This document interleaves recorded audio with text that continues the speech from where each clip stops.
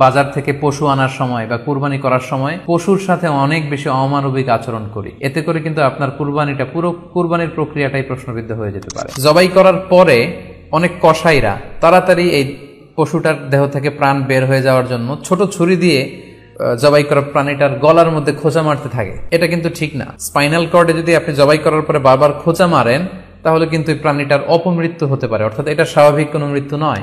আমাদের বাংলাদেশের অনেক জেলায় আমরা হিন্দু মুসলমান একসাথে থাকি। আমার কাছে নিউজ এসেছে যে অনেক জায়গায় অনেকে হিন্দুদের মন্দিরের সামনে কুরবানির গরু জবাই করে। এটা ঠিক না।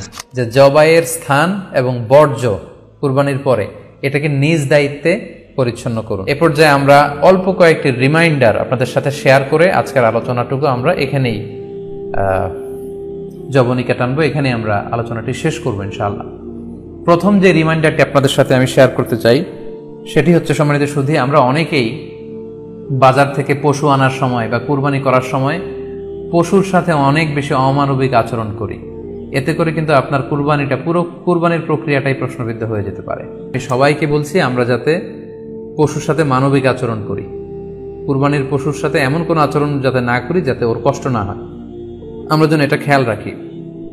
বিশেষ করে জবাই করার আগে পশুকে ভালোভাবে রশি দিয়ে বেঁধে নেয়া এবং ছুরিটা যেই ছুরি দিয়ে জবাই করা হবে সেটা খুব ধারালো থাকা। আল্লাহ রাসূল সাল্লাল্লাহু আলাইহি ওয়াসাল্লাম কিন্তু এই দিক নির্দেশনা আমাদেরকে দিয়েছেন। সুবহানাল্লাহ।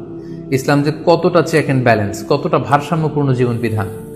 আল্লাহ রাসূল সাল্লাল্লাহু আলাইহি ওয়াসাল্লাম সহিহ মুসলিমের বর্ণনায় তিনি বলছেন, ইযা যাবাহতুম ফাআহসিনু যিবহা, তোমরা যখন জবাই করবে সেখানেও তোমরা ইহসান করো। কেননা আল্লাহ তাআলা সব জায়গায় ইহসানকে অবধারিত করেছেন। আমরা জীবনে যাই করব না কেন সেটা ইহসানের সাথে করতে হবে। তো পশুটাকে কিন্তু আমি জবাই করব, স্লটার করব। আল্লাহ রাসূল সাল্লাল্লাহু আলাইহি ওয়াসাল্লাম বললেন, যখন স্লটার করবে, জবাই করবে, তখনও সেটার প্রতি ইহসান করে তোমরা জবাই করো। ওয়া ইযা যাবাহতুম ফাআহসিনু যিবহা, সেক্ষেত্রেও তোমরা সফট হার্টেড হও, সেটাকে ইহসানের সাথে জবাই করো। কিভাবে ইহসানের সাথে জবাই করবে? ওয়ালিয়ুহিদ্দা আহাদুকুম শাফরাতাহু ওয়ালিয়ুরিহ যাবিহাতাহু, তোমরা তোমাদের ছুরিটা খুব বেশি করে ধারালো করে নাও, যাতে করে খুব স্মুথলি স্লটারিংটা হয়ে যায়, খুব স্মুথলি কুরবানিটা তাড়াতাড়ি হয়ে যায়, যাতে প্রাণীটার কষ্ট না হয়।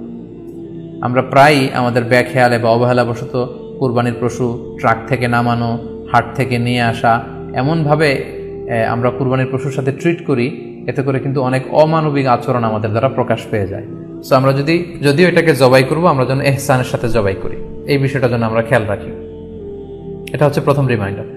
দ্বিতীয় রিমাইন্ডার হচ্ছে, আমাদের দেশে প্রায় এটা ঘটে, জবাই করার পরে অনেক কসাইরা তাড়াতাড়ি এই পশুটার দেহ থেকে প্রাণ বের হয়ে যাওয়ার জন্য ছোট ছুরি দিয়ে জবাই করা প্রাণীটার গলার মধ্যে খোঁচা মারতে থাকে, গলায় বারবার খোঁচা মারতে থাকে। এটা কিন্তু ঠিক না। স্পাইনাল কর্ডে যদি আপনি জবাই করার পরে বারবার খোঁচা মারেন তাহলে কিন্তু এই প্রাণীটার অপমৃত্যু হতে পারে, অর্থাৎ এটা স্বাভাবিক কোনো মৃত্যু নয়। স্বাভাবিক মৃত্যু হচ্ছে জবাই করে দেয়া, এবং ইসলাম এটাকে আমাদের জন্য বৈধ করেছেন।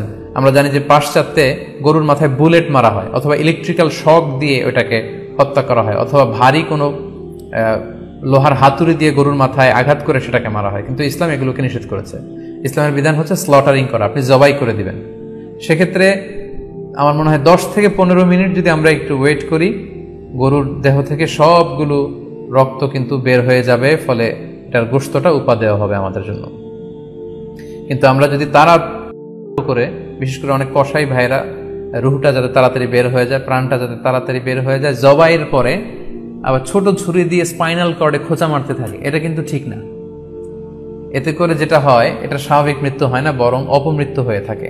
গবেষণায় দেখা গিয়েছে যে যদিও আমরা দেখি যে প্রাণীটা খুব ছটফট করে, লাফালাফি করে, কিন্তু আসলে সে ব্যথা পায় না। জুগুলার ভেইন যখন কেটে ফেলে তখন ব্রেইন তাকে স্পাইনাল কর্ডের মাধ্যমে হার্টে সিগন্যাল দেয় আরো বেশি পাম্প করার জন্য, আরো বেশি রক্ত পাঠানোর জন্য। ফলে দেহের সবগুলো রক্ত গলার ওই কাটা জায়গা দিয়ে কিন্তু বের হয়ে যায়। কিন্তু ওই মুহূর্তে আপনি যখন ছোট ছুরি নিয়ে এটার স্পাইনাল কর্ডে খোঁচাখুচি করতে শুরু করেন, তখন কিন্তু এটার অপমৃত্যু ঘটে, এটার স্ট্রোক হতে পারে, এটা হার্ট অ্যাটাক করে মারা যেতে পারে। তাহলে সেটা কিন্তু স্বাভাবিকভাবে জবাইয়ের মধ্যে দিয়ে মৃত্যুবরণ করলো না, বরং হার্ট অ্যাটাক করে বা স্ট্রোক করে সেটা মারা গেল। তখন কিন্তু আপনার কুরবানিটা প্রশ্নবিদ্ধ হয়ে যেতে পারে। তো এই জন্য আমি সকলের কাছে অনুরোধ করব, আপনারা তাড়াহুড়ো না করে 10 থেকে 15 মিনিট একটু ওয়েট করেন জবাইয়ের পরে, এটাকে স্বাভাবিকভাবে, ন্যাচারালি, প্রাকৃতিকভাবে এটা রুহটা বের হতে দিন। তা না হলে আমাদের কুরবানি কিন্তু প্রশ্নবিদ্ধ হয়ে যেতে পারে। 3 নম্বর রিমাইন্ডার হচ্ছে, আমাদের বাংলাদেশের অনেক জেলায় আমরা হিন্দু মুসলমান একসাথে থাকি। আমার কাছে নিউজ এসেছে যে অনেক জায়গায় অনেকে হিন্দুদের মন্দিরের সামনে কুরবানির গরু জবাই করে। এটা ঠিক না, কারণ আমরা জানি যে ওরা এই গরুর পূজা করে থাকে। সো আমরা এমন কিছু করব না যেটা ওদেরকে খুব বেশি কষ্ট দিবে। সো অনেকে শুনেছি যে উস্কানিমূলকভাবে তারা একটু দেখিয়ে দিতে চায় বা তাদের উপর প্রতিশোধ নিতে চায়। এরকম করে অনেক সময় হিন্দুদের বিভিন্ন গ্রামে মন্দিরের সামনে এই কুরবানির ব্যবস্থাপনা করা হয়। আমি বলবো যে আমরা এটা যাতে না করি।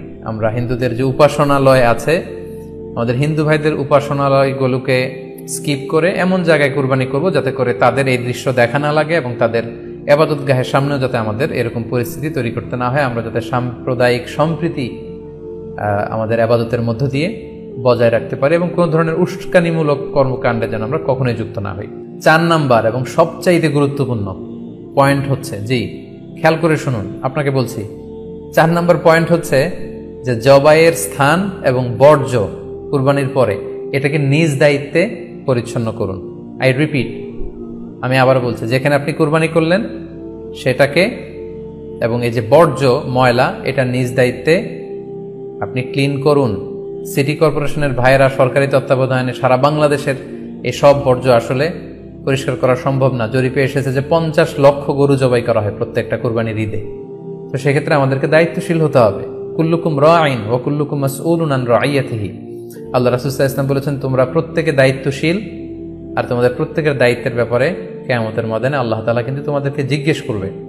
তাই আমরা যেন নিজ দায়িত্বে এই কুরবানির করার স্থান এবং বর্জ্য যেন পরিষ্কার করি।